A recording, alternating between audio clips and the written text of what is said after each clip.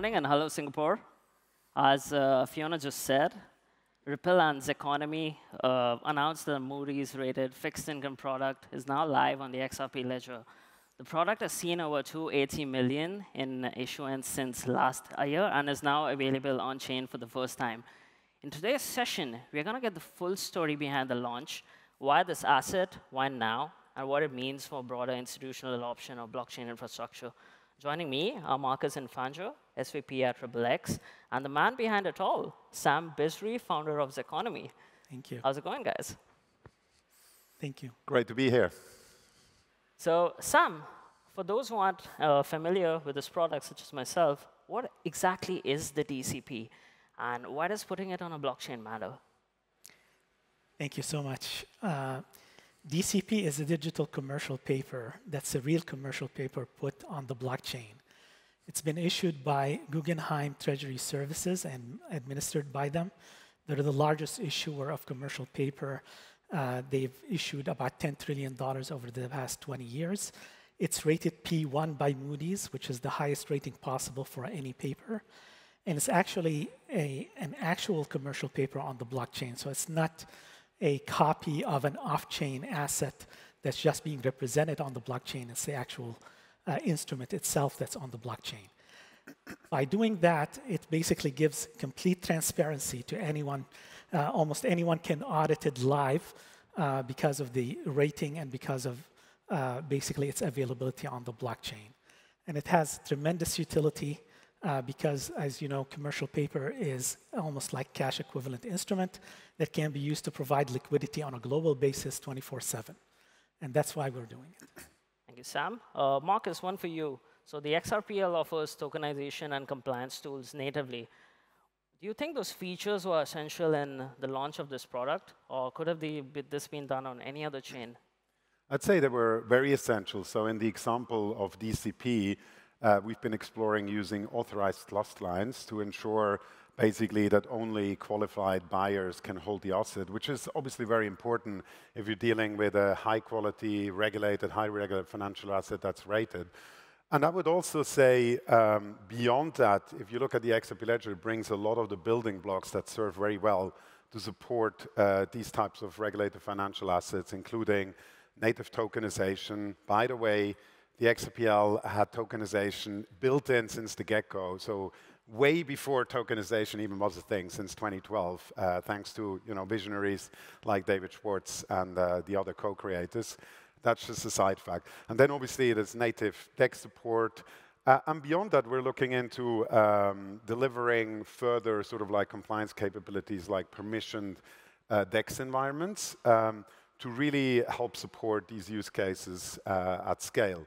And so the last thing I will say, if you look at the way the XRP Ledger has been designed from the ground up, and when you deal with a product like this, where you care about things like compliance, cost, speed, reliability, it's just really purpose-built and a natural fit for that, given obviously it's been around for more than 12 years, processing over 3.3 billion transactions like we saw, very reliably, obviously a high security environment, and cost and speed efficient. So that's why we're seeing more institutions really interested in bringing these assets on-chain, on the XRPL. Thank you. And Sam, what do you get by putting this on a public blockchain like the XRP Ledger? So the number one thing is to access innovation that exists in public blockchains, especially the capabilities that Markus was just mentioning relating to XRPL. You do want to have global reach with everything that you're doing. So for example, if you want to use DCP as a treasury services at a large corporation, it'll give you access to your liquidity 24/7 anywhere around the world. So you can start basically with the same asset in New York, make payments, do short-term investments, whatever you need to do. That same asset can be used by Tokyo on the same 24-hour span without having to transact on banking hours or having to disassociate different divisions of your own organization. So it adds a lot of efficiency, and public blockchains already have this innovation. And we don't want to wall it into a very small garden where everything is well-walled, but that keeps out innovations as well. So we want to tap into what others have built. I'm sure developers love that sort of response and just everything that it does for them and their products as well. So Markus, Ripple is betting on institutional financial real-world assets.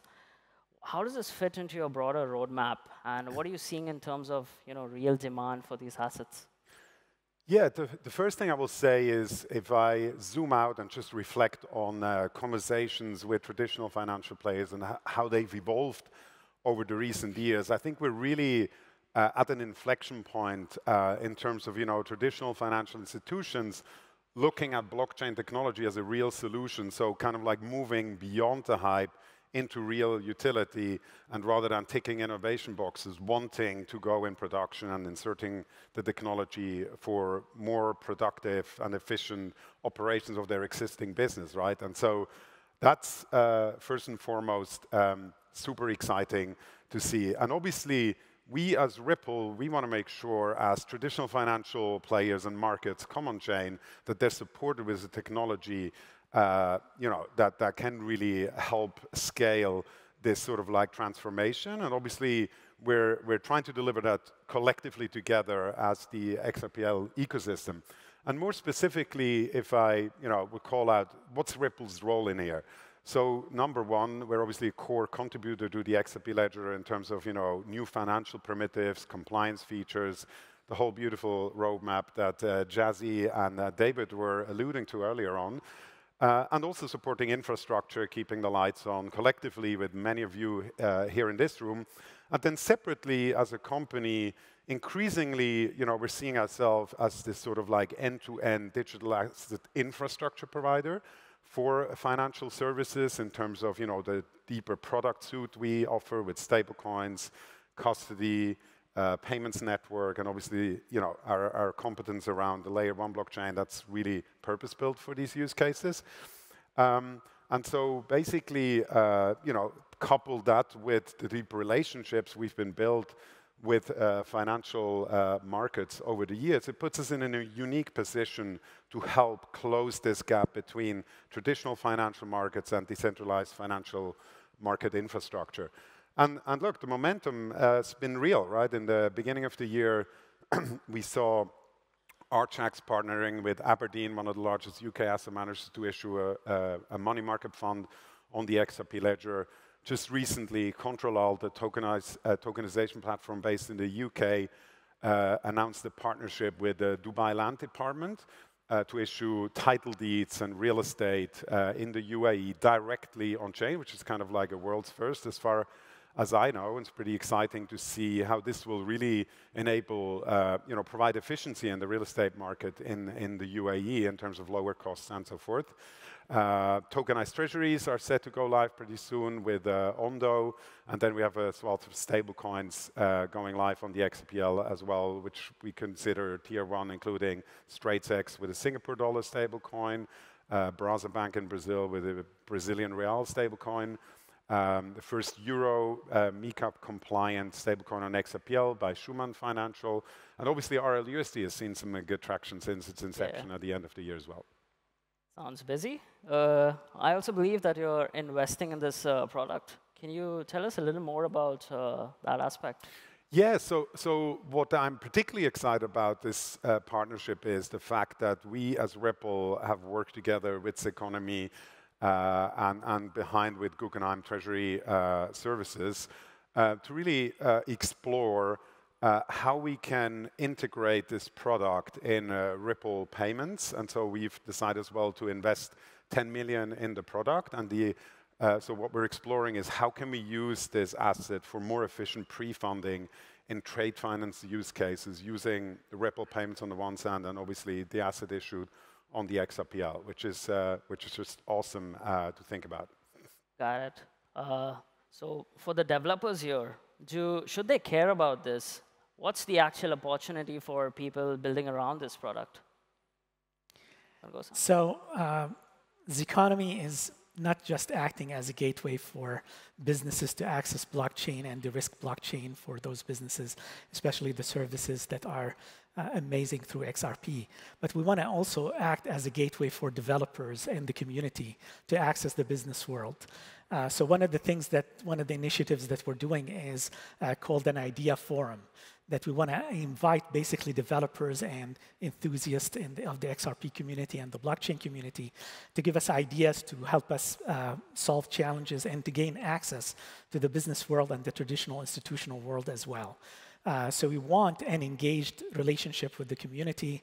We want to give them opportunities to actually be heard and be able to sell their own ideas, their own products. And this is a bounty-based system that we're building, so everyone is supported and we can support the growth on both sides. I love that. I will just add, the fact that this high-quality financial assets is on the XRPL provides an opportunity for developers to build around it and come up with, ideas how we can integrate it in use cases like collateral management, like, treasury financing or payments. And so the general statement, how I'm thinking about it is basically, the more highly regulated quality financial assets come on the XRPL, and the more developers, many here in this room, build around it, innovative solution, more we collectively are really able to sort of like drive this transformation towards more efficient financial markets and actually, more productive economy at large. So it's pretty exciting. This is now starting to unravel in real. And so, yeah, that's awesome to see. Well, there you all go. There's an idea. Go and build it. Probably give them a prototype by tonight or tomorrow. We might just see one. Last one for you guys. Like 12 months from now, how do you measure success for this product? What are some specific metrics that you will look at? Is it volume, maybe liquidity, maybe more assets, or something else? So to us, it's the idea of adoption and growth and volumes that can be generated through the system. We have a lot of ideas that we're executing with partners that we would love to see come to fruition. At the same time, we want to be able to successfully bring ideas from the developer community into the business world. So the more ideas, the more applications that we can solve, especially since we focus on pinpoint pain or specific pain point for businesses to actually solve, not just broad brush to everyone. So we really look at volume and utility and adoption as our biggest success goals. How about you? In short, I would say success is utility. And so basically, if you look back, I don't know, a year or 2 years ago, we have seen, tokenization of real-world assets happening. But most of them are really stayed idle on chains. And so this is very much about, yes, seeing the market cap of tokenized assets increase on the XRP ledger, but really inserting these financial assets into real use cases, like we elaborated a little bit on. And so to see useful economic activity powered by the XRP ledger in a more efficient way than that's possible today in the traditional financial system. So that's how we're thinking about success. And so if a year from now we're seeing meaningful adoption of this product inserted into real financial use cases and driving, for efficiencies there, then I think that's a win for everyone in this room. There you go. That's all that we have for today. And congrats again on the launch. And thank you for joining me. Thank you so much. Thank you so much. Thank you. I appreciate it.